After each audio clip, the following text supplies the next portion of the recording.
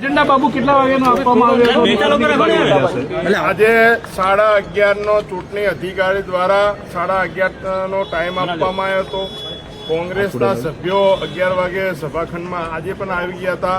પણ ગઈકાલે જેમ અમને એક શંકા હતી કે ભાઈ આ ચૂંટણી અધિકારી શંકાસ્પદ ચૂંટણી નહીં કરે અને એ જ આજે બન્યું. અમે ગઈકાલે અમે જ્ઞાનીબેન સાંસદ શ્રી પૂર્વ ધારાસભ્ય શિવાભાઈને કલેક્ટરને જઈને રૂબરૂ મળીને રજૂઆત કરી હતી કે ચૂંટણી અધિકારી તમે બદલો.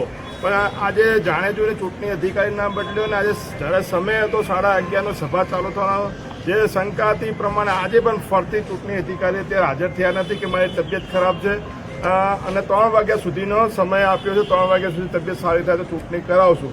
એટલે ક્યાંક ને ક્યાંક આખી કાર્યવાહી શંકાસ્પદ છે. જાણે જોઈને ચૂંટણી કરાવે છે, સભ્યો તોડવા માટે કરીને, હોર્સ ટ્રેડિંગ કરવા માટે કરીને.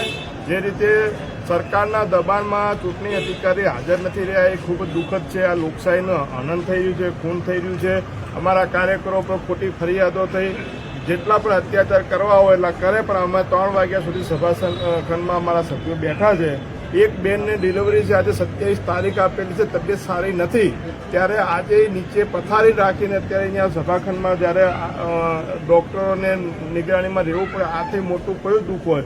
સરકારને, ભાજપને શરમ આવી જોઈએ કે એક મહિલાને આજે ડિલિવરીનો દિવસ છે, પ્રસૂતિની પીડા છે અને ત્યારે પણ અહીંયા જ્યારે એને આ લોકશાહી બચાવવા માટે કરીને જ્યારે અહીંયા રહેવું પડતું, આનાથી કેટલું દુઃખદ કહેવાય. કદાચ ચૂંટણી અધિકારી બેન જેટલા બીમાર નથી